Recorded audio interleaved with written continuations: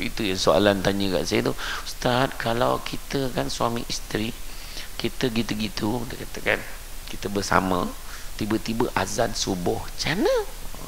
Dia tanya saya soalan tu. Masa tu saya forum perdana dengan Abang Samsul Rau di masjid dekat Bukit Aman tu. So lepas ceramah tu soal jawab, seorang perempuan tu lah tanya, kalau saya sedang kita sambung kahwin, kemudian kita bersama, tiba-tiba azan, macam mana? Abang Samsul Rau kata soalan ni bagi dia jawab. Apa pula kau lagi lama kahwin, cakap kat dia. Kau lah jawab kan. Jadi saya cakap sebelum saya jawab, saya nak tahu dulu. Sallallahu ala Muhammad, sallallahu ala Muhammad, sallallahu ala Muhammad, sallallahu ala Muhammad. A'udzubillahi minasyaitonir rajim. Bismillahirrahmanirrahim. Assalamualaikum warahmatullahi wabarakatuh. Alhamdulillah.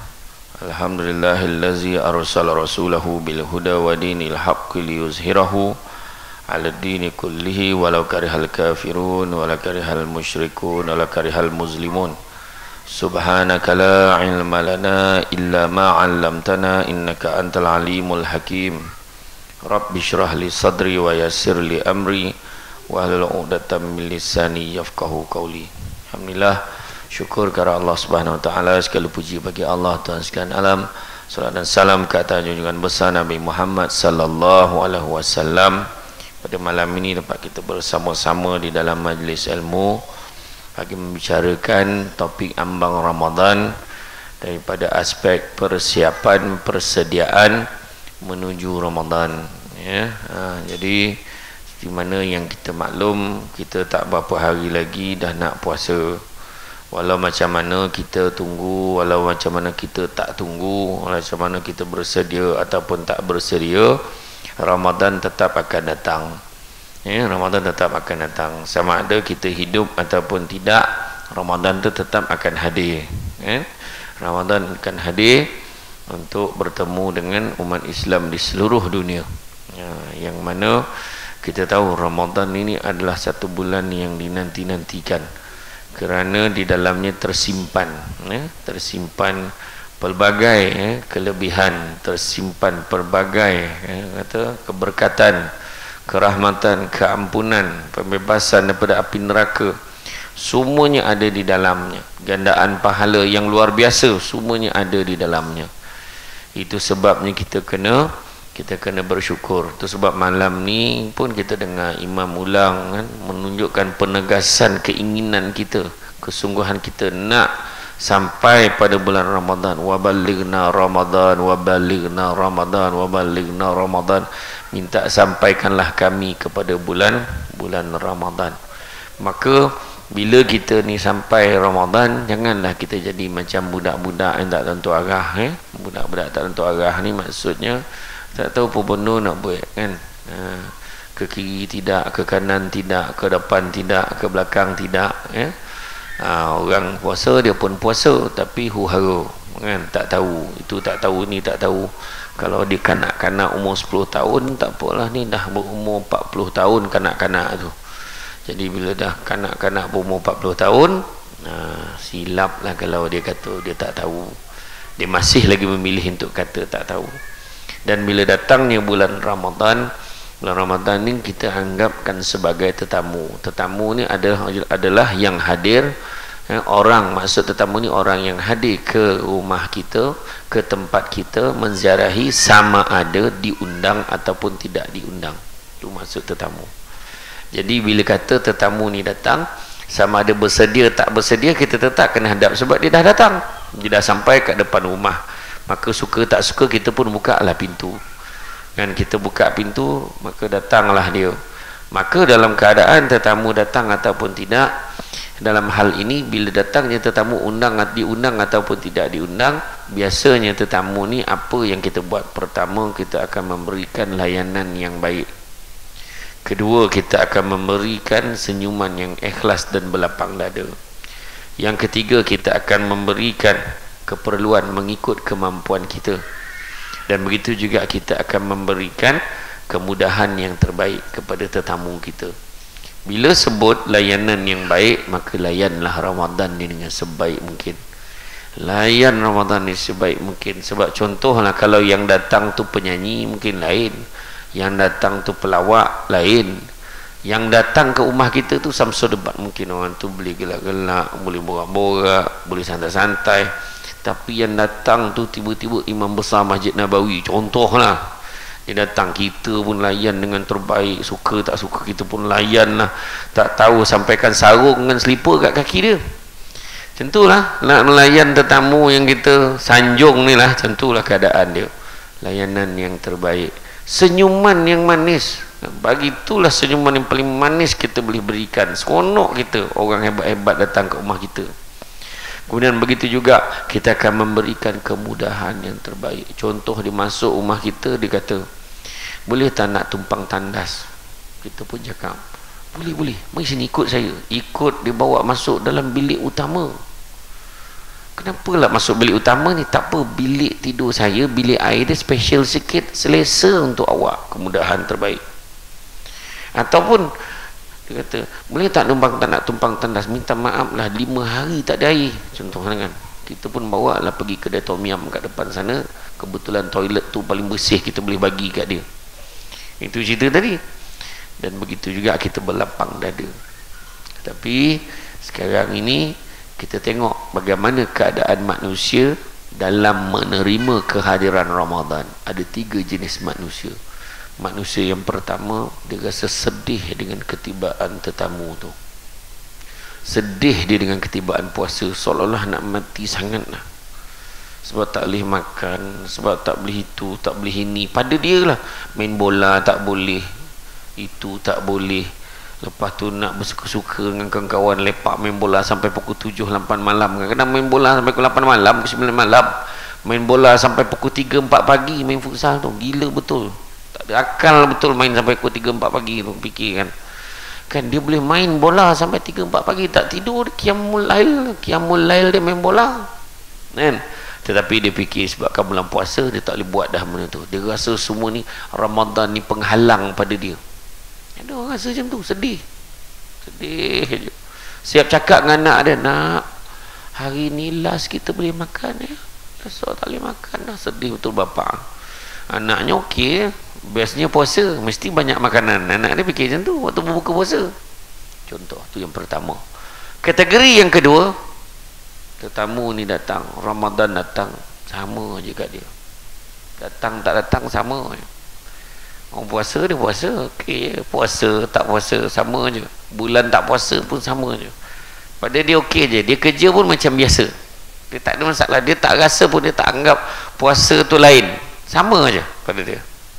Tak adalah istimewa sangat ke sampai dia nak beria, tak ada pun. Puasa-puasa lah dia kata. Orang bangun, dia pun bangun. Orang puasa, dia pun puasa. Orang semayang, rupanya orang semayang, dia tak semayang. Contohlah. Jadi pada dia Ramadan ni sama je. Dan kategori yang ketiga, orang tu rasa gembira dengan Ramadan. Ya Allah, tak sabarnya. Dia sendiri pun nak wa balighna Ramadan. Dia sendiri doa minta sampaikan kami pada bulan Ramadan. Mana kata dia gembira, dia bersedia.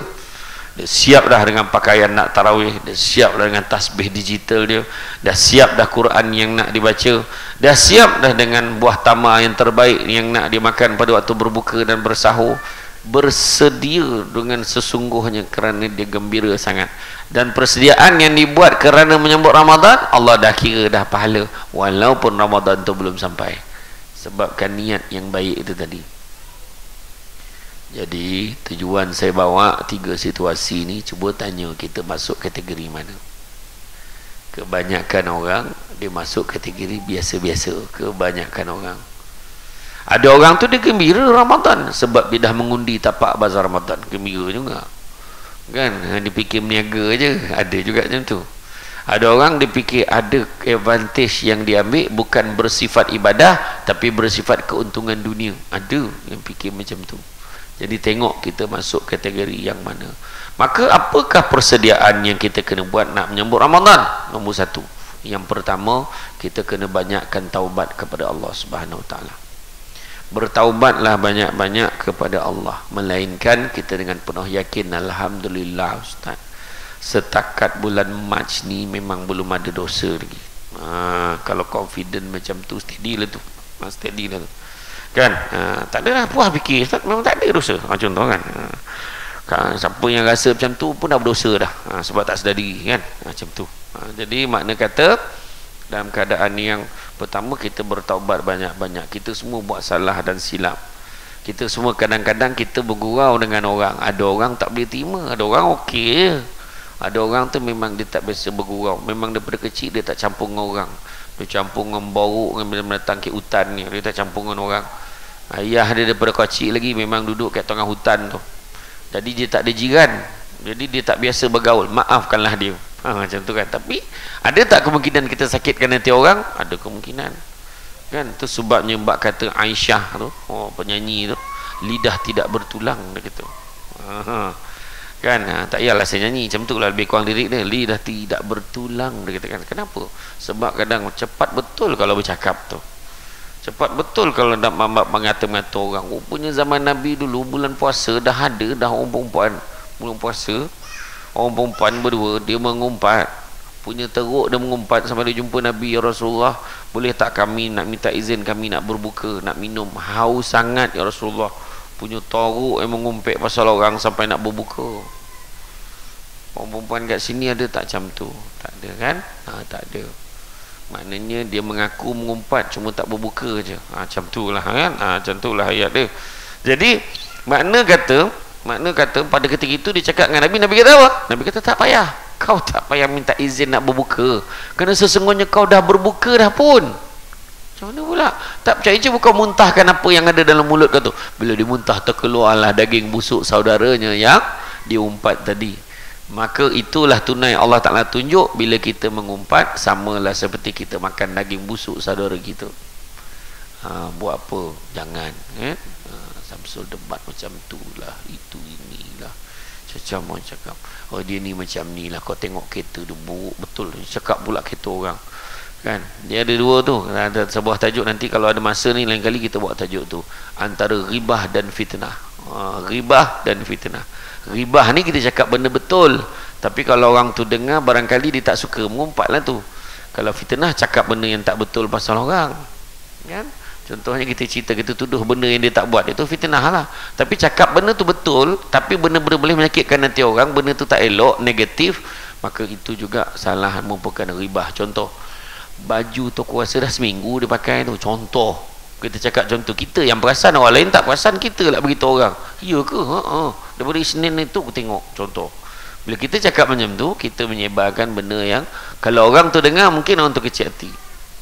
Ataupun kita kata macam ni, motor tu buruk, bawa lagi tu motor tu, kita cakap, kita tak sedar kan? Sedangkan kita boleh positifkan ayat tu. Oh dia pakai baju yang sama, aku rasa mesti dia ada 7 helai baju yang macam tu, contoh kan. Ya Allah, motor tu buruk ni, walaupun buruk-buruk motor ni, besar jasa ni, motor ni bukan buruk lah, kategori dia antik lah, contoh ayat dia. Jadi cuba kita positifkan. Itu sebab kata Ibnu Manzur, puasa ni adalah perihal menahan diri pada makan, minum, nikah dan berbicara. Tak boleh makan, faham. Tak boleh minum, faham. Tak boleh nikah. Boleh tak nikah bulan puasa? Elok sangat. Bulan puasa ni kalau kahwin, langkah penjimatan kan. Upacara akad nikah akan berlangsung pada waktu zuhur, confirm jimat kan. Manakala makan beradab akan berlangsung pada waktu sahur, memang keluarga dia je lah datang, tak ada siapa dah datang lepas tu Jadi maknanya bertaubatlah banyak-banyak. Nabi kata sesungguhnya manusia itu berdosa, dan sebaik-baik manusia yang berdosa itu adalah bertaubat kepada Allah. Itu sebabnya pada bulan Ramadan ni, kalau siapa sembahyang tarawih di Negeri Sembilan, kebanyakannya kalau yang surau dengan masjid di Negeri Sembilan, ada yang buat tarawih tu dia buat 10 rakaat. Di 10 tu dia macam Masjid Nabawi lah buat 10, tetapi di Negeri Sembilan ni antara tarawih dan witir tu dia akan zikir panjang apa? Astaghfirullah innallaha kana tawwaba, astaghfirullah innallaha kana tawwaba, astaghfirullah innallaha kana tawwaba. Minta ampun, bertaubat pada Allah banyak-banyak. Itu antaranya. Itu sebabnya Negeri Sembilan ni lama buat 10, tapi zikir dia panjang. Lepas tu sambung pula tahlil, lepas tu doa. Oh, dah hilang-hilang lutut baru doa. Macam tu lah. Tapi mana kata kita bertaubat kepada Allah banyak-banyak. Itu yang pertama. Kemudian persediaan yang kedua adalah mempertingkatkan kualiti ibadah kita. Macam mana nak tingkatkan kualiti ibadah kita? Nak tingkatkan kualiti ibadah kita, tak ada cara lain bukan main ikut-ikut. Main ikut-ikut sampai bila pun kita takkan dapat mempertingkat. Kita sekadar ikut-ikut saja. Yang sebenar-benarnya ikut kalau peringkat awal tak apa, tetapi sampai satu tahap kita perlu mendalami apa yang kita buat. Dalam perbuatan ibadah tu mestilah kita ada pengetahuan tentangnya. Ada 4 ciri untuk mencapai kesempurnaan ibadah. Yang pertama, mesti dengan ilmu. Tak mau dia ikut-ikut dia. Orang semayang dia semayang, tapi tak apa dia baca, lari larau tak apa dia baca kan. Orang baca dia pun kumat kamit. Rupa-rupanya ada satu hamba Allah yang saya share, dia jumpa dengan satu imam di Seremban. Saya tak nak cerita daerah dekat kampung mana, kawasan mana. Dia jumpa dengan satu imam. Dia ni pencen ketua pengarah di Putrajaya. Pencen ketua pengarah Putrajaya jumpa imam, minta tolong imam ajar dia nak solat sebab dia tak tahu solat. Dia tak tahu solat. Bayangkan selama ni dia solat, dia ikut-ikut je, menangis-nangis dia minta imam ajar dia. Tapi imam kata tak apa macam ni. Pada waktu zuhur, waktu asar, kalau awak semayang tu awak ikut je dulu, nanti malam antara maghrib dengan isyak saya ajar. Dia kata macam tu. Dia buatlah. Adalah yang cakap dah tua pun nak belajar.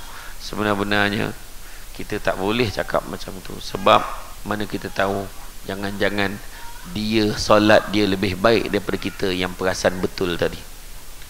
Tu yang kita kena faham. Tu sebabnya pertama mesti dengan ilmu. Kena belajar. Cantik teluk pantainya landai, tambik perahu tepi kuala. Biarlah buruk kain yang dipakai, asalkan penuh ilmu di dada. Kena belajar. Tak tahu tanya. Ya, tak tahu tanya. Tu sebab dia kata kicau-kicau tiung batu, hinggap sebentar di dahan mati. Sudah resam adat orang tak berilmu. Ibarat kayu lurus dibuat titi. Kayu lurus buat titi kena pijak lah. Memang tak ada apa. Orang cakap betul kot. Macam ni ha. Aku rasa-rasa lah. Tak mahu dia macam tu. Jadi dalam bab ibadah kena belajar. Kan? Saya sendiri pun tak tahu. Saya tanya mana guru-guru tu. Saya tanya, kalau macam ni macam mana keadaannya, kalau ni okey ke tak, tanya kan. Jangan mengaku koyok macam kau bagus sangat kan. Nama Samsul Lebat bukannya bagus sangat dekat sini, semua lagi tinggi ilmu daripada Samsul Lebat. Tapi kita belajar, sentiasa nak belajar dan belajar. Itu sebab ada satu kata ahli falsafah barat ni, dia kata butuh huruf pada hari ni bukannya orang tak boleh membaca. Butuh huruf hari ni adalah for those who fail to learn, relearn and unlearn. Dia kata macam tu. Apa maksud itu? Tak ada payah nak urai, tak ada bahasa Inggeris tu, macam tu lah kan. Macam tu lah. Carilah sendiri makna dia. Buta huruf ni bukannya orang tak boleh baca tau, tapi orang yang tak nak belajar. Orang yang tak nak belajar, orang yang tak tahu mana yang dia tak sepatutnya belajar, dan tak tahu mana sepatutnya dia teruskan belajar. Macam tu. For those who fail to learn, unlearn and relearn. Macam tu. Jadi kita kena belajar dan belajar. Itu pertama. Mana mesti dengan ilmu. Ni semayang ke takbir, macam-macam cara takbir kan. Bersilat pun ada. Oh, macam tu risau orang sebelah. Ni pahal ni kalau bagi keris jadi ditikam ni kan. Tu pertama.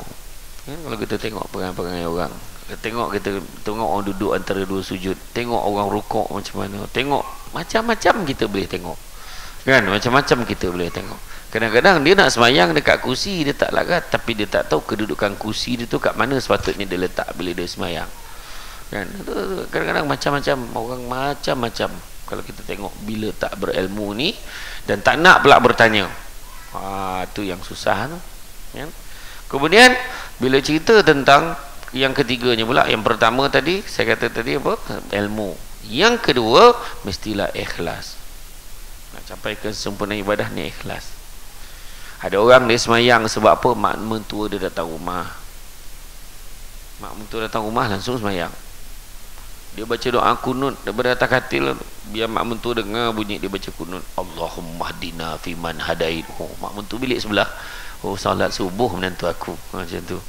Sebenarnya dia baring kan, contohlah contoh kan. Jadi makna kata ikhlaskan hati kita. Kemudian yang ketiga, ada perubahan pada tindak tanduk dan perangai. Mesti ada kesan. Ibadah ni mesti ada kesan yang baik. Kalau perangai makin tahu, maknanya ada masalah dengan ibadah kita. Ada masalah. Ya, kemudian seterusnya apa? Seterusnya yang keempatnya adalah mestilah dimulakan dengan niat. Empat-empat ni kena ada. Bina amalu binniat. Semua ni niat kita. Apa kita nak letak niat kita? Lillahi ta'ala, lillahi ta'ala. Ya, jadi kemudian apa lagi? Kemudian persediaan yang seterusnya adalah melakukan ibadah tambahan. Ibadah tambahan ini dilakukan untuk mengisi masa terluang, antaranya tadarus. Kita membaca Al-Quran.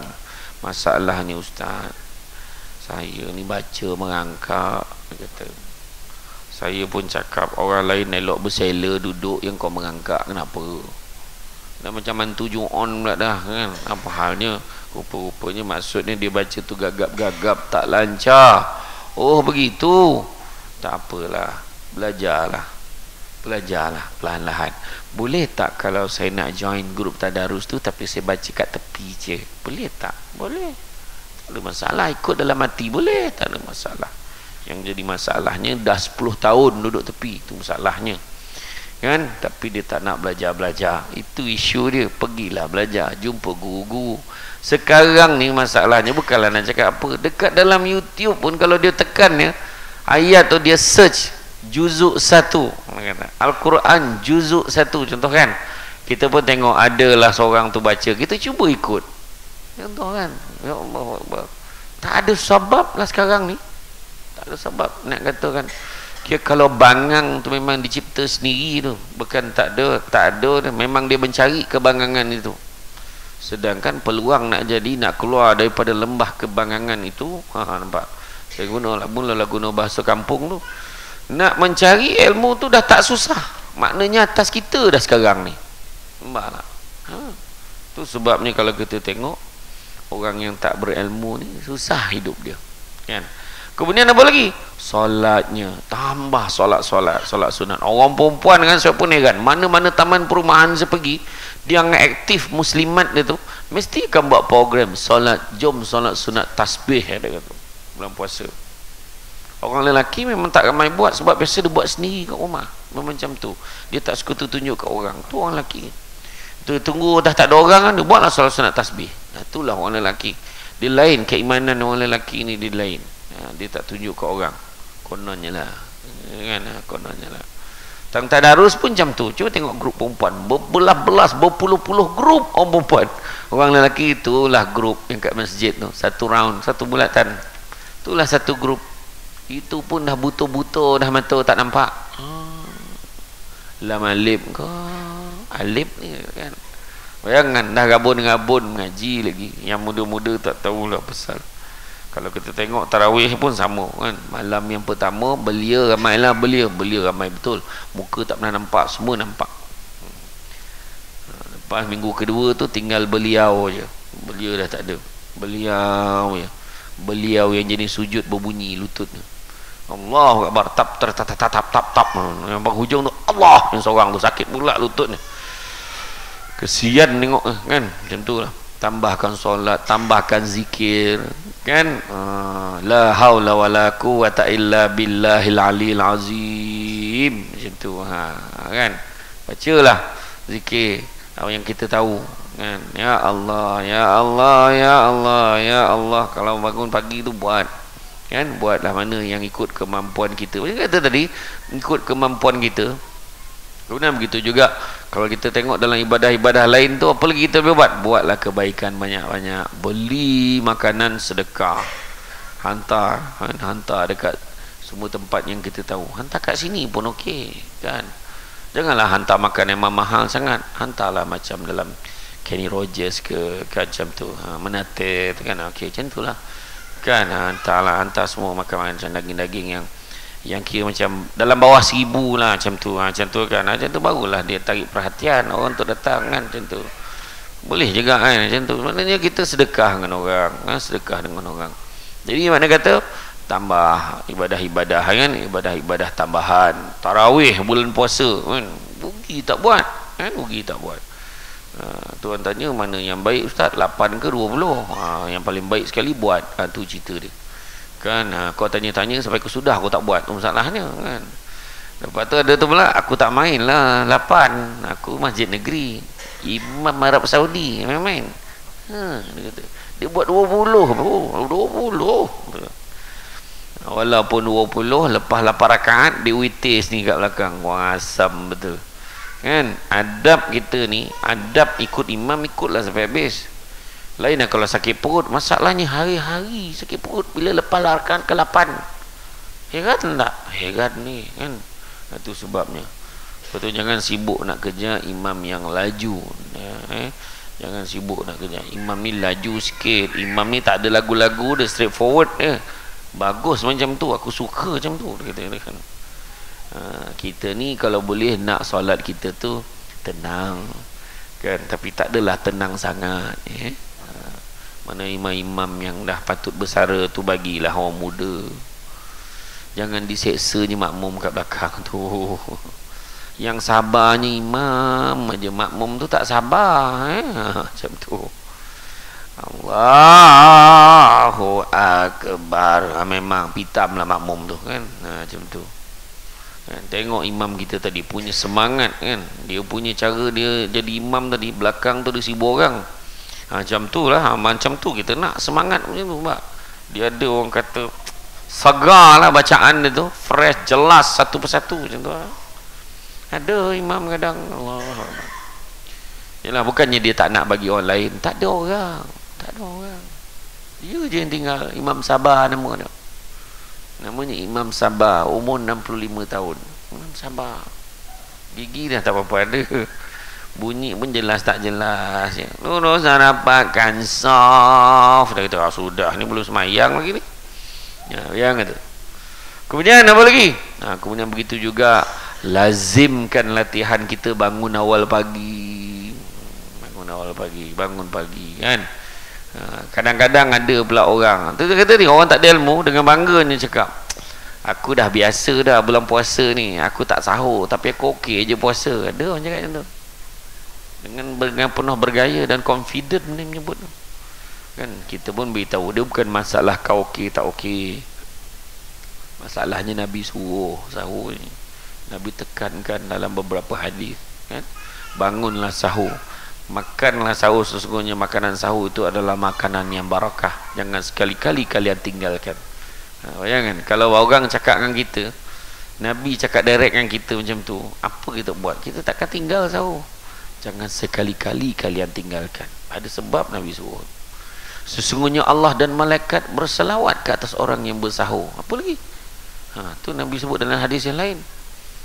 Apa lagi? Begitu juga Nabi sebut, jangan sekali-kali kalian tinggalkan walaupun hanya sebiji buah tamar. Hadis yang lain, jangan sekali-kali kalian tinggalkan walaupun hanya seteguk air. Maknanya apa? Maknanya penting kan. Nabi bagi hint, benda tu mustahak. Tiba-tiba pula kita, aku okey, memang sebulan ni sekali pun aku tak sahur. Steady tak steady? Kau masalah aku steady masalahnya. Kan? Masalahnya Nabi suruh, sunnah Nabi. Kenalah belajar. Kawal perbuatan dan elak melakukan perkara negatif. Bulan puasa buatlah perangai elok-elok. Kawallah diri kita. Daripada sekarang dah jaga diri baik-baik. Jangan cerita-cerita pasal orang. Samsudin buat tu tinggi kan, umpat. Dan salah pula aku tinggi kan. Ini kurniaan daripada Allah. Saya tak minta dilahirkan seperti model seperti ini. Macam tu model kan tinggi-tinggi, melainkan model minyak cakapak kan. Tapi nak cerita kan, kadang kita daripada sebelum bulan puasa tu dah terlalu banyak buat benda negatif, akhirnya terbawa-bawa sampai bulan puasa. Kan dah biasa tengok movie kan, bila tengok movie dia cerita orang putih lah tu, bila Mat Saleh tu bercium, dia boleh cakap dengan anak, tutup mata. Yang dia tengok dah ayah dia pula cakap dah sudah, nampak tu ayah, mananya ayah tahu, ayah dia tengok, nampak tengoklah benda-benda yang baik. Layan-layan pun tengok drama-drama yang baik. tengoklah drama-drama. Kalau nak tengok TV tu drama yang ada mesej Ramadan, ada mesej ibadah. Yang dia tengoknya Melun untuk Firdaus. Kan. Melun untuk Firdaus 2 kan dah start dah. Dah. Belum lagi. Oh belum. Nak keluar dah lah, nak keluar sangat dah kan. Oh tak aceh menyampah lah aku tu. Tak tahu je kan. Macam tu lah kan, tengok drama macam-macam drama tengok kan. Tapi itulah perbuatan-perbuatan yang tak baik jangan kita buat lagi. Kalau kita dah biasa cakap lepas kontrol, kita dah biasa kan tadi perihal makan, minum, nikah. Perbuatan orang menikah tu yang tak boleh sebenarnya. Bukan kata tak boleh nikah, boleh nikah, tapi perbuatan bernikah tu, perbuatan orang yang dah kahwin pada waktu siang hari tak boleh. Orang jangankan perbuatan itu, deposit pun tak boleh.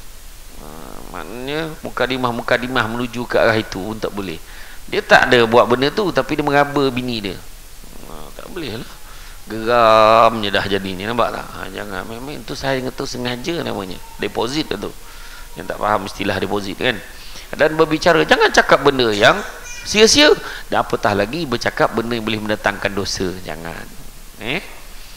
Kemudian berpuasa lebih awal. Maksud berpuasa lebih awal tu adalah kita buat, contohnya macam sekarang kita tahu kan, masuk bulan Rejab orang dah mula puasa sunat Rejab, masuk bulan Syakban sampai 15 Syakban orang puasa sunat Syakban, tetapi tidaklah lebih daripada 15 hari bulan, melainkan orang yang berhutang. Kalau dia ada lagi yang belum ganti, dah puas dah nak mengejar, itulah masa yang dia ada, cepat-cepat ganti kan. Ataupun satu lagi golongan, ada satu pandangan kata orang yang memang sepanjang hayat dia istiqamah, tak pernah tinggal puasa sunat Isnin Khamis, orang tu diberikan kelonggaran. Tapi sesaja nak test, tak boleh. Itulah berpuasa lebih awal.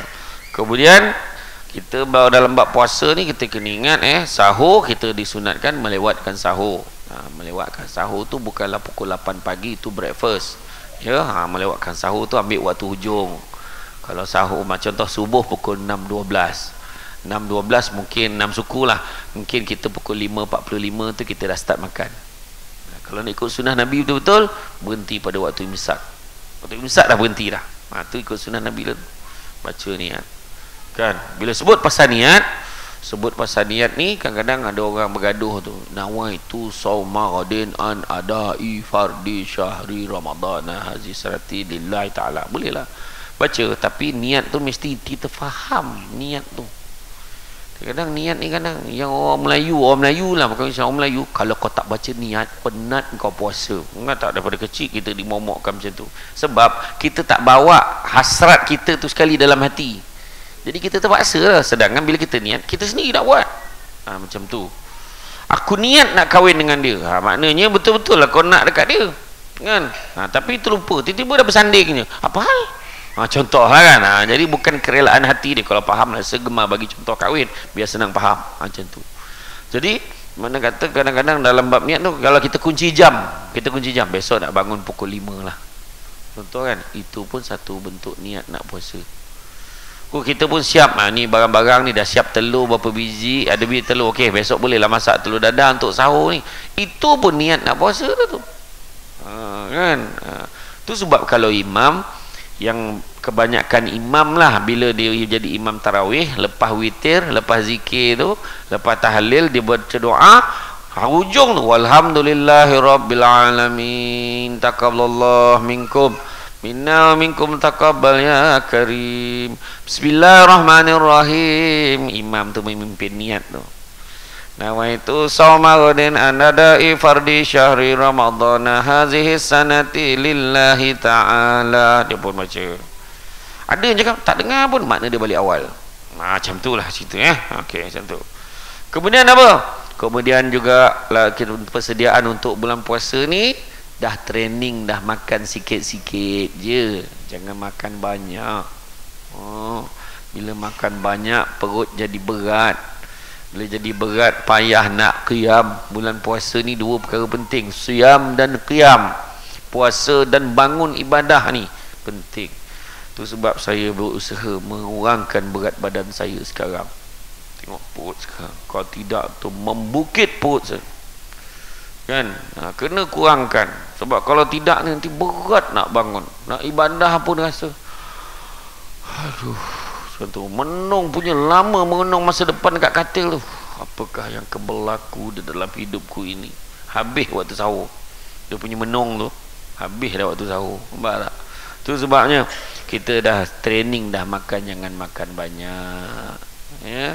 Keselamatan jasad terletak pada sedikitnya makan, keselamatan roh terletak pada banyaknya beribadah, keselamatan agama terletak pada banyaknya berselawat ke atas Nabi. Macam tu. Jadi maknanya keselamatan jasad kita kena kurangkan makan, jangan banyak makan, kan. Orang Malaysia ni semua benda dia makan, batu pun dia makan, jambu batu, besi pun dia telan, belimbing besi, tai itik, kau tak heran ke tai itik pun dia makan, kan. Pucuk paku, maknanya pangkal paku tu makannya. Tu orang Melayu Malaysia tu, macam-macam makanan yang pelik-pelik dia makan. So, dan satu lagi, bila kita kurang makan, mungkin kita dapat mengelakkan pembaziran. Pada bulan Ramadan, menurut kajian, ya, orang Malaysia kebiasaannya, kecuali pada PKP dulu. PKP dulu tak sangat, sebab dia masak sendiri kat rumah. Semenjak masuk grup masak apa pun tak jadi tu, kan. Tapi yang dekat ni, kalau kita tengok sebelum PKP tu, rakyat Malaysia membuang makanan kira-kira 270,000 tan makanan pada setiap bulan Ramadan. 270,000 tan makanan. Daripada 270,000 tan makanan itu, 17,000 tan makanan yang dibuang itu adalah makanan yang belum pun disentuh. Cuba fikir, punya buruknya perangai orang Melayu Islam di Malaysia. Bukan semualah, tetapi bayangkan di luar sana berapa ramai orang yang mati sebab tak makan. Makanan pun tak ada, kita buang aja. Itu hakikat yang realiti yang kita kena telan. Nabi dah ajar orang paling cerdik, orang yang cerdik dia tidak akan membenarkan dirinya jatuh dalam lubang yang sama 2 kali. Beli hari pertama roti john seorang sebatang, mutabak seorang sekeping, air jagung seorang sebotol, air soya air jagung kita bungkus, kan. Kuih setalam beli, tak habis. Esok tu macam tu lagi dia beli banyak. Bayangkan apa kena otak tu. Maknanya dia punya common sense tu, dalam bahasa Jawa tu sebut, kan, tak ada dah kat dia. Patutnya bila dah tahu tak habis, janganlah beli banyak tu lagi, kurangkanlah. Tak habis kat lagi, kurangkan lagi. Tak habis kat lagi, kurangkan lagi. Yang tu yang sepatutnya kita buat. Jangan membazir. Membazir ni bersaudara dengan siapa? Setan. Tahu pun masalah setan kena belenggu. So salah siapa? Dia memangku tugas setan tu pula. Apa hal? Kan? Tu ceritanya. Jangan kita membazir. Satu lagi, membazir ni salah satu pada, kalau kita tengok latihan takwa, qanaah, berpada dengan yang sedikit. Berpada dengan sedikit. Tapi yang kita kena lebihkan, sedekah. Tengok ni, nampak tempat ni, cantik. Kita boleh solat ramai-ramai. Tak sangka saya tadi cakap mesti kita semayang dekat situ je lah. Saya daripada Shah Alam tadi. Saya sebenarnya baru landing daripada Kelantan. Saya 3 hari dah ceramah di Kelantan. So tadi terus pergi ke Shah Alam. Shah Alam ceramah untuk di KPDN tadi. Dari KPDN terus ke Semenyih. Datang sini lah, kan. Cantik tempat ni, kan. Tak sangka tengok ni, mesti ada sumbangan-sumbangan orang juga ni, kan. Ada jugalah, kan. Tangganya cantik, buat tu. Tak lama besok kalau sumbangan tu lebih lagi, kita buat eskalator. Naik atas. Nampak tak? Kan? Iya. Orang perempuan tengok dia letak atas. Special kedudukan orang perempuan. Duduk atas. Siap dengan jaring ni. Sebab dia ni liar. Kalau dibiarkan semua jatuh-jatuh ke bawah tu. Buat pengadang. Itu ada. Jadi macam itulah tuan-tuan dan perempuan sekalian, kan. Sumbangan sedekah pada orang. Bulan Ramadan banyakkan sedekah. Jibril kata, waktu aku berziarahi Muhammad kerana ingin mentadaruskan Muhammad, kan, aku dapati dialah yang paling kuat sekali bersedekah. Malahan pada bulan Ramadan lebih cepat lagi, lebih pantas lagi, lebih cepat daripada angin yang dikirim. Maknanya tunjukkan Nabi berganda-ganda lagi baik, lagi banyak Nabi sedekah pada bulan Ramadan. sedekah lah kan. Contohnya nampak Samsul Debat, tanya dia suka makan apa, contoh bawa lah makanan yang sewajarnya, contoh kan. Samsul Debat ni dia suka apa, betul lah ustaz, dengar ustaz baru nak pergi umrah ni, saya sedekah lah, contoh kan. Sedekah bagi, nampak, contoh nak bagi duit raya kat mak kita, janganlah bagi pada pagi siapa, bagi pada bulan Ramadan, dekat-dekat nak raya tu, bersih dalam bulan Ramadan, bagi duit raya time tu, baru cara kan. Assalamualaikum mak, salam mak, Along dah bank in kan dah duit raya kat mak. Ya ke? Along bank in kan 1000. Ya Allah, apa awal sangat bagi, besar pahalanya bulan Ramadan mak. Ya ke? Maknanya pagi raya dapat lain tak? Tu susah tu soalan tu kan. Kalau dah bagi pula, kalau macam tu kita kena bagi dua, RM900 bagi pada bulan Ramadan, lagi 100 tinggalkan sikit dalam envelope untuk bagi pada pagi raya. Macam tu kan. Jadi sedekah, banyakkan bersedekah. Itu pun nak training juga. Ini tak dekat-dekat nak raya baru sibuk tukar nak duit keras, nak duit baru. Sekarang tukar, tak ada persaingan, tukar sekarang, pecah-pecahkan, siap letak dalam beg, tinggal dah standby dah nak sedekah kat orang. Macam tu lah. Masuk masjid, masuk 2-3 helai, RM3 contoh. Nampak tu budak tu tengah bawa tisu dengan apa tempat makan tu kan, tolong ni menipu tak menipu, letak ni, mari sini dek, bagi dia RM3, bagi dia RM5, bagi RM10, berapa nak bagi. Nampak tabung masuk, nampak tu tabung derma kilat, contoh untuk settlekan ni bagi. Kadang heran, derma kilat untuk settle bil tertunggak Astro tu aku tak faham kan, itu aku tak faham kenapa kan. Macam tu kan. Kalau bil rumah ke apa semua faham lah kan, macam tu kan. Jadi waktu tidur kita pun kita kena susun kan. Kemudian pastikan kesihatan kita baik kan, kesihatan baik, buat pemeriksaan, tengok darah tinggi kita macam mana, tengok kandungan gula kita macam mana. Kalau gastrik kita dah tahu dah apa ubat nak cari, contohnya cari susu kambing Samsul Debat contoh. Gastrik, GERD, pedih hulu hati contoh kan. Tengok, pastikan kesihatan kita nak menyambut Ramadan ni. Kemudian tetapkan matlamat kita, aku nak khatam Quran 2 kali, boleh macam tu. Aku nak khatam Quran sekali. Tengok Imam Syafi'i khatam Quran berapa kali? Ceteka. Imam Syafi'i khatam Quran berapa kali? Imam Syafi'i khatam Quran dalam bulan Ramadan kira-kira 2 ke 3 kali sehari. Bukan 2 kali sebulan bro. 2 ke 3 kali sehari. Nak cerita apa? Kita ni nak nghabiskan 1 juzuk, berapa lagi tanya dia. Tanya berapa helai lagi. Bayangan itu Imam Syafi'i. Tuan-tuan, tetapkan matlamat, aku tak nak tinggal tarawih kali ni kan. Aku dah target dah, aku nak buat solat sunat tarawih. Saya ingat ada sekali tu saya ceramah di Pandan Indah, ada satu masjid saya pergi, saya terdengar imam tu bacaan dia tu menusuk kalbu saya. Sedap betul bacaannya. Saya pun tanya lah waktu makan tu jamuan tu, saya tanya mana satu imam tu. Lah ni imam ke berapa ni? Rupanya anak AJK masjid, baru tingkatan 4. Masa tu saya pun tanya dia, nak tak datang dekat taman perumahan kat kampung mak saya tu, minta jadi imam 1 malam. 1 malam tu je. Sebab saya dalam sebulan kadang-kadang bila orang kampung booking saya jadi imam, dapatlah dalam 4 atau 5 slot yang saya boleh bagi. Malam-malam lain tu sibuk ceramah kan. Jadi 1 malam yang tu saya bagi dekat dia. Dia pun datanglah dengan mak dia yang bawa.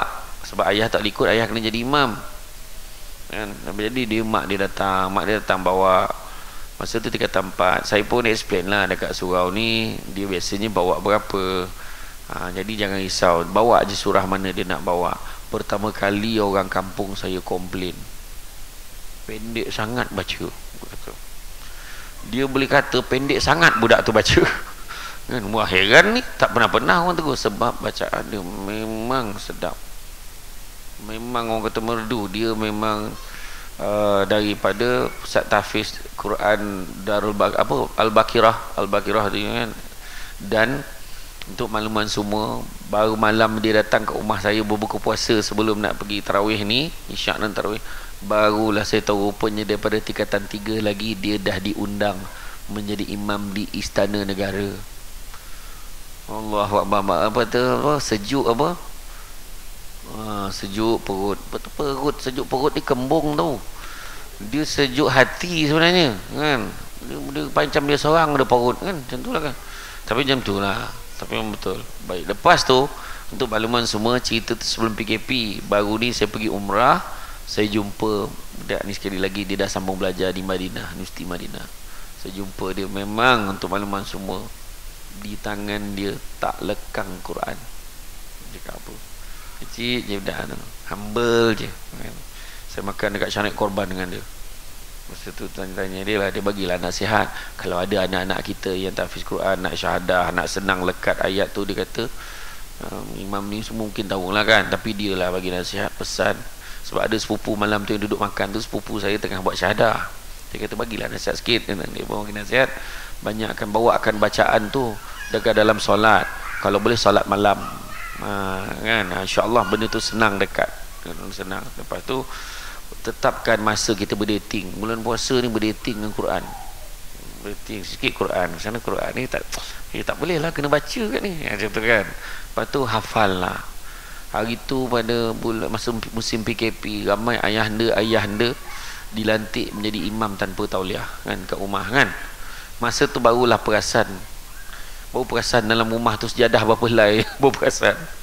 Lepas tu yang ayahnya baru tahu banyak lagi surah dalam Quran tu selain daripada Inna A'tainah dan Qul Allah, baru dia perasan kan. Kalau tidak tu lah surah ni baca bermula kahwin mereka sudah kan.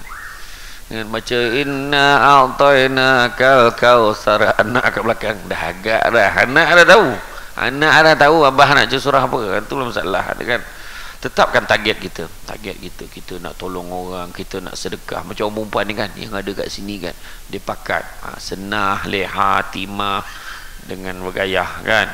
Aku ambil nama tu tua je aku kan. Contoh berempat, dia pakat 4 orang, beli beras, beli mihun, beli mi kuning, beli ayam, beli ikan. Okey, malam ni 10 malam terakhir, malam ni kita pergi rumah Gayah, masak kat dapur rumah Gayah, masak packing, dapat 10 bungkus nasi goreng Pattaya. Nasi goreng Pattaya bungkus hantar rumah anak yatim. Besok kat rumah Leha pula, goreng mi goreng apa, mi goreng hailam, tak, mi hailam, siap mi hailam seafood, bungkus hantar dekat balai polis. Contoh malam tu ada polis yang bertugas tu. Besok tu masak pula mihun goreng jantan, ada telur jantan lah, dia goreng tu, kemudian hantar pula dekat balai bomba. Malam keempat sampai malam ke-10, tak kena satu malam pun Lailatul Qadar. Nampak tak? Tu cara dia. Orang perempuan ni cukup senang dapat malam Al-Qadar. Dia bangun, siapkan sahur, ikhlaskan hati, niatkan Allah. Jangan komplain. Tak hantar kuali tu, tak aku je masak, tegak masak. Yang bilik mampus membuta je, dia marah dengan bilik. Janganlah macam itu kan. Ada sebab orang perempuan itu boleh masuk syurga dengan memilih pintu, ikut mana-mana pintu, ikut pilihan hati dia. Orang lelaki mana boleh pilih pintu, dapat masuk syurga untung, semua neraka. Duduk bawah yang termasuk yang bercakap kan, kita ni senang masuk neraka. Orang perempuan kena tahu tu, orang lelaki senang masuk neraka. Tapi orang perempuan dia dah senang masuk syurga, dia tak nak. Dia pilih melawan suami dia. Tetap menjawab. Ada je tak puas hati kan. Contoh ni bukan marah dia, contoh orang perempuan yang hadir kat sini semua baik-baik kan, semua baik-baik, tak ada siapa pemungut kena naik tangga tadi, tak ada. Naik tangga bengah weh,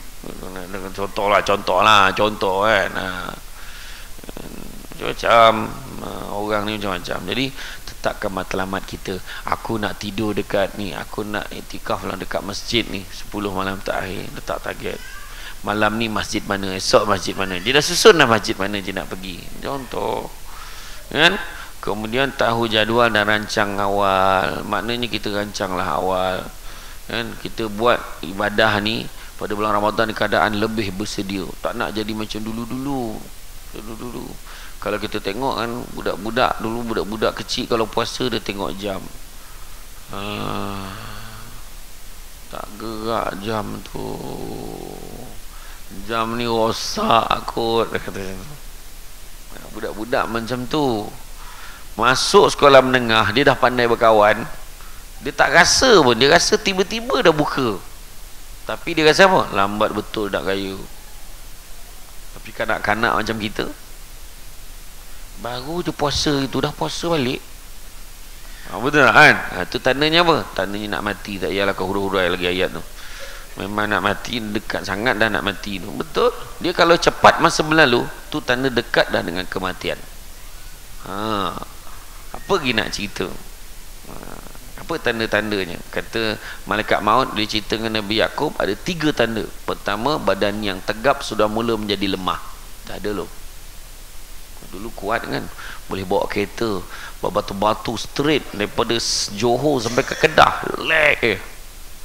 Sekarang kejap berhenti terkencing, kejap lek lu ngantuk semuka. Ya, maknanya apa? Lemah dah. Badan kau yang tegak sudah mula menjadi bongkok. Dah ada belum?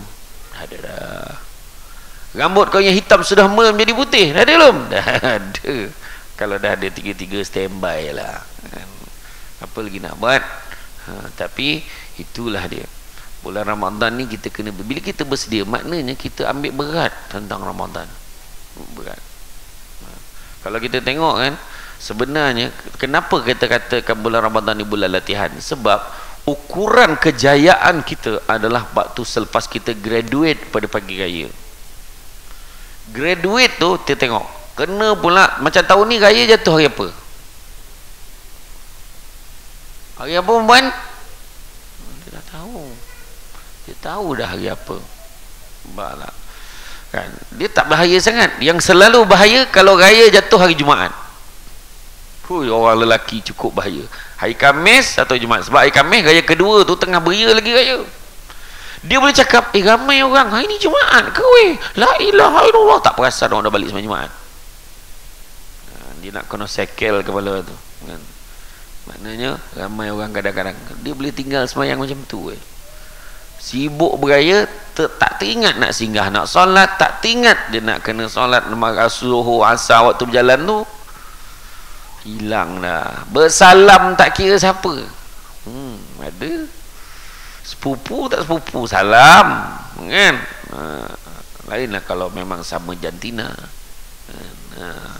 Aku tak boleh salam kau sepupu aku, bukan macam itu. Dah siap dah senarai, jap boleh salam, macam tu kan, siap dah senarai dah. Sebab nak jaga kan. Ada orang malam raya punya jagalah, dia ibadah setiap malam. Malam last tu dia boleh terfikir pergi dekat pasar lambak tu kan, malam yang biasa malam orang tengah lelong, malam last tu seluar tu biasanya harga RM120 selai, dia nak tunggu jadi RM10 RM120 helai, dia nak tunggu jadi macam tu.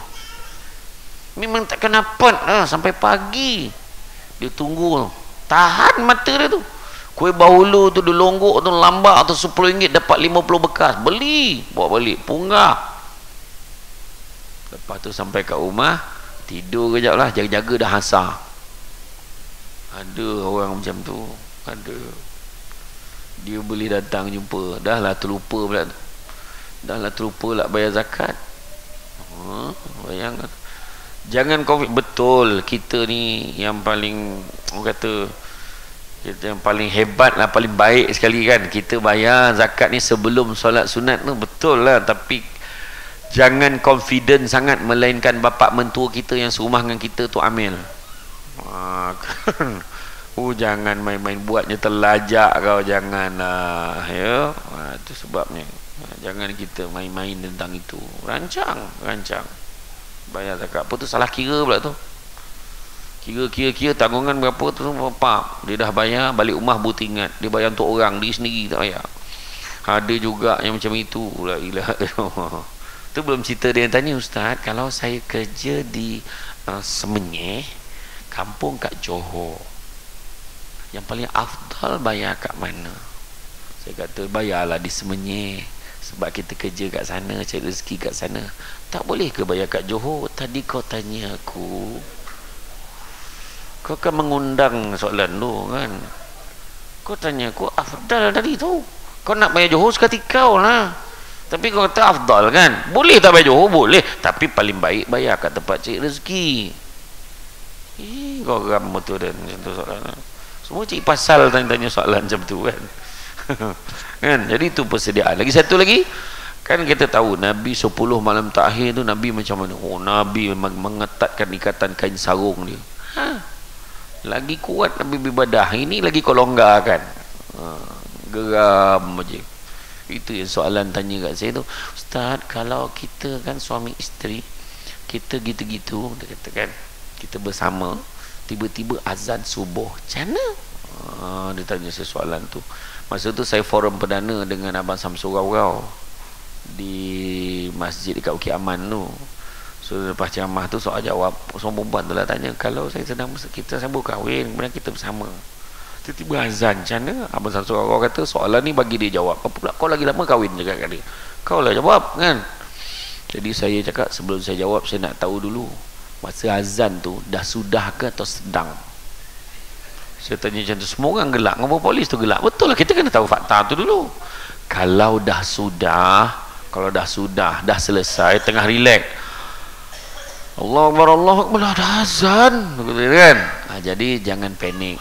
Masuk bilik air, ambil wuduk, mandi wajib, keluar, kita solat subuh dan berpuasalah seperti biasa. Habis Ustaz tak sahur, kau anggaplah tadi tu sahur kau. Macam tu, payah sangat kan, macam tu, payah bona kan, macam tu. Lepas tu, tapi kalau sedang berlangsung, tengah beria, tengah berusaha tu, contoh, tiba-tiba azan, Allahu Akbar, macam mana nak buat? Berhenti, tu je. Berhenti, contoh suami kata, atau isteri, bang berhenti bang, azan, okey berhenti. Jangan nak Allahu Akbar, sikit lagi, jangan jangan, tu yang bagi faham, dah bagi faham, supaya jangan besok tak pasal-pasal kita kena bayar, tahu. Macam tu lah. Jadi saya kata tadi, kenapa dikatakan bulan latihan? Bulan latihan, kenapa? Sebab kita akan cuba setelah berlatih mempraktikkannya dengan lebih pesat lagi selepas daripada kita training. Contoh kalau kita tengok betapa hebatnya bulan Ramadan, ibadah ni boleh jadi insurans untuk kita kat dalam kubur. Dalam kubur, malaikat yang nak menyeksa kita dah standby. Maka apabila melangkah aja balik, orang meninggalkan kubur yang terakhir, maka dah standby dah. Waktu malaikat nak pukul kepala, malaikat satu lagi stop, jangan kau pukul kepala dia. Kenapa pula? Kerana dia ni rajin berzikir dan rajin mengaji Al-Quran. Maka betul tak kita dah training tadarus bulan Ramadan, sambung, jangan berhenti mengaji. Itu sebabnya bila kita khatam Quran, contoh kita khatam sampai hujung, kita pun bacalah doa wa tammat kalimatu rabbika sidqan wa adla, kita baca kan. Lepas tu baca Allahumma arhamna bil Quran, kita baca kan. Lepas tu walhamdulillahirabbil alamin, buka balik Quran, bismillah, a'udzubillahi minasyaitanirrajim, bismillahirrahmanirrahim. Kita membaca Fatihah, kita baca muka surat pertama Al-Baqarah tu, bismillahirrahmanirrahim, alif lam mim, zalikal kitabul la raiba fihi hudal lil muttaqin. Habis tu sadaqallahul azim, maknanya terus sambung. Faham tak? Maknanya sebab kita tahu kita nak sambung balik. Betul yang jadi orang tu dah kata Allah marham, dah khatam, langsung tak ngaji-ngaji dah. Lepas tu berabuk Quran tu dekat atas almari tu. Nampak tak?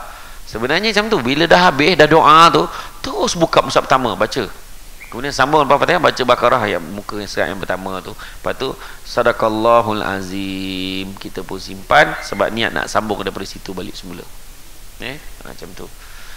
Dah nak pukul kepala tak boleh, malaikat kata jom kita bantai perut dia. Malaikat satu lagi tahan, jangan kau pukul perut dia. Kenapa pula?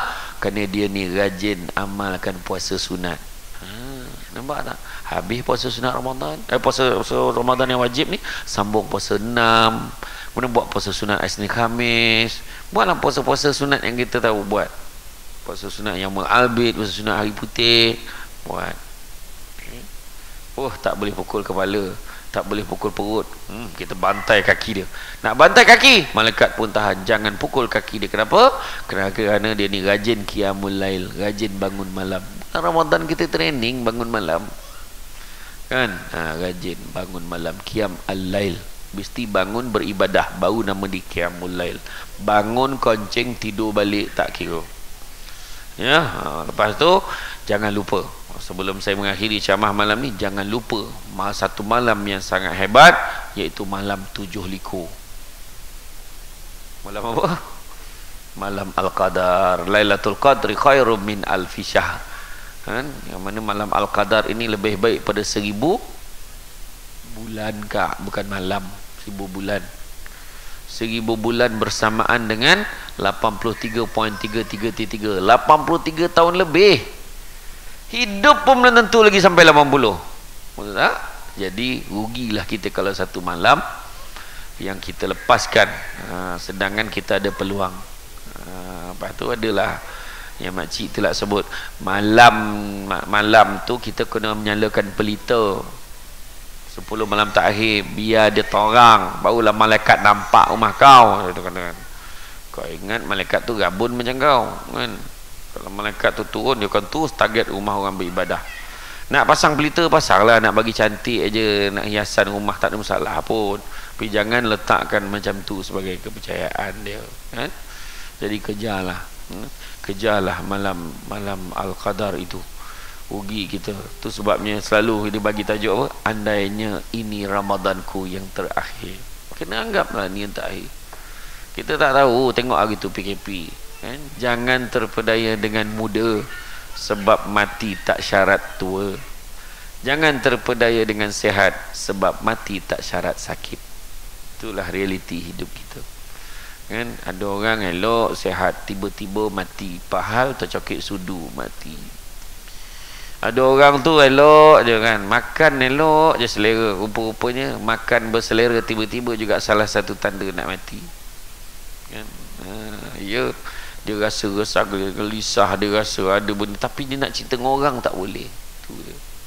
Sebenarnya sama tak macam malam Al-Qadar tu. Kalau orang tu nampak tanda Al-Qadar tu, dia tak cerita dengan orang. Malam tadi kan Lailatul Qadar, alhamdulillah lah aku jumpa Lailatul Qadar malam tadi, confirm bukan. Dia cerita-cerita pula dengan orang. Kalau dia cerita pun, dia tunggu dah lama baru dia cerita. Dah itu bulan Ramadan, alhamdulillah aku dapat jumpa. Tapi kau jangan cerita dengan orang tau, aku nampak tanda yang macam ni. Iya ke? Untunglah kau macam tu. Dia tak cerita, tak heboh-heboh dengan orang. Aku nampak pokok tu sujud kau. Iya, masa aku laluan tu dekat Semenyih tu, aku nampak rupa pokok tu tumbang kan. Macam bermenang kajang tu mengalih kan pokok tu kan. Jadi tuan-tuan dan puan-puan, rasa cukuplah sekadar itu.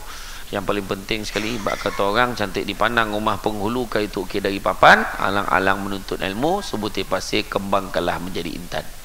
Jangan kita sia-siakan bulan Ramadan ni. Allah Ta'ala dah beritahu dalam Quran surah Al-Baqarah ayat 183, ya ayyuhallazina amanu kutiba alaikumusiyam kama kutiba alal lazina min qablikum la'allakum tattaqun. Dia beritahu wahai orang-orang beriman. Dia tak cakap orang semuanya, dia tak cakap orang Islam pun tak sebut, orang beriman, orang itu percaya dan yakin kan? Kutiba alaikumusiyam, diwajibkan ke atas kamu berpuasa. Maknanya ye dengan geng plastik hitam tak beriman. Macam tu lah pukulan kan. Saya fikir macam tu lah kan. Allah Ta'ala jadikan orang yang ponteng puasa, orang yang tak puasa, Allah jadikan dia lagi teruk lapar daripada orang puasa. Tak cari tanya orang perempuan kan, yang ABC tu, yang Allah bagi cuti, dia tanya. Sebab dia bukan boleh makan sesuka depan orang kan. Mana nak makan ni weh, dia kata macam tu kan. Boleh tu kan. Tapi sekali dia dapat, kau tengok licin dengan kotak-kotak telannya kan. Macam tu lah. Jadi rasa cukup sekadar. Mudah-mudahan sama-sama kita sebar panjangkan dan kita amalkan. Dan saya minta maaf, kata orang budak-budak membuat galah nak menjolok buah berangan. Kalau dia silap dan salah, dikata tidak, dicaci jangan. Tenang-tenang, air di laut sampan kelok medik ke Tanjung, hati terkenang belum menyebut jasa baik pihak penganjur hari ini menjemput rasa nak junjung. Jadi itu saja daripada saya. Ada datang? Ada? Jadi untuk makluman lah saja je lah nak maklumkan juga kalau tuan-tuan dan perempuan ada masa, di luar sana ada satu meja ajaib. Dekat atas meja tu ada barang, bukan untuk diambil tapi untuk dibeli. Jadi jangan main sauk bawa balik kang Nombor 1 sambal crispy mengidap. Itu sambal air tangan mak Samsul Debat. Memang mengeletek-ngeletek nyawa dia, sedap macam tu lah. Orang Singapura kalau makan tak sampai makan dengan nasi, dia gatah macam tu je. Berita baiknya dulu harga dia RM15, hari ni alhamdulillah masih RM15 macam tu. Yang kedua, ada kurma safawi, baik untuk orang lelaki, baik untuk mata, baik untuk kulit dan baik untuk kesihatan usus. Maknanya kalau untuk pencernaan elok lah, untuk hadam makanan sangat baik. Orang perempuan pun boleh makan, tak ada masalah. Kurma Maryami, baik untuk orang perempuan, baik untuk hormon kesegaran badan, kitaran head, baik. Orang lelaki pun boleh makan, dia tak akan jadi Maryam kalau dia makan kurma Maryami tu. Begitu juga kurma Ajwa Alia, kurma Nabi. Untuk melaman semua, kurma yang saya bawa ni bukan saya punya pun, tapi saya bawa ni sebab ini adalah kurma tuayan yang terbaru daripada Madinah. Maknanya segar lah, fresh, memang sedap, rasa dia beza daripada apa yang kita makan beli lambak kat luar tu. Satu lagi, susu kambing Al-Amr. Susu kambing campur kurma, campur madu yang diizinkan. Okay. Yang faham, tak faham sudah. Maknanya madu yang diizinkan tu madu lebah lah, bukan madu yang berdiri tu. Yang bagusnya tentang madu ni, susu kambing ni, madu pula. Susu kambing ni yang bagus, dia tak ada bau, sebab dia tak pakai kambing semenyih. Dia tak pakai kambing Malaysia, dia pakai kambing daripada Holland, Belanda. Sangat baik untuk GERD, gastrik, pedih hulu hati. Siapa yang ada masalah gastrik, minum je pagi, insyaAllah sahur, ambil 3 biji buah tamar, minum susu tu sampai petang pun tak masuk angin, fresh insyaAllah.